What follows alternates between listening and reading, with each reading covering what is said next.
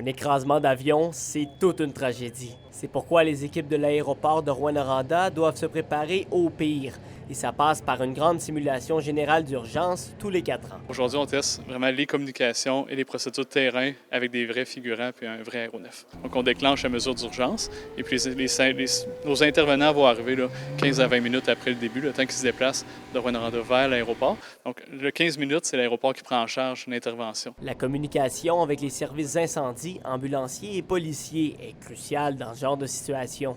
Chaque année, des exercices et rencontres de plus petite ampleur sont organisés pour assurer une bonne collaboration. L'exercice d'urgence permet de raffirmer nos procédures, nos processus, améliorer ce qui est amélioré, puis les autres années subséquentes, donc les 3 années entre l'exercice général, on a des exercices de table qui sont des exercices où il y a de la discussion autour de scénarios. Contrairement aux exercices des années précédentes, une firme externe a élaboré la situation d'urgence dont les équipes de l'aéroport devaient répondre aujourd'hui.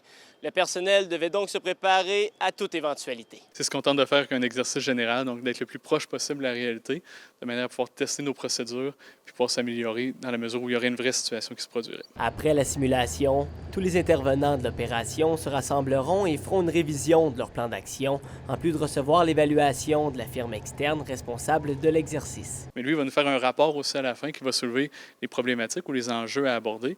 Et puis nous, on fait des plans de mesures correctives sur les différents éléments soulevés.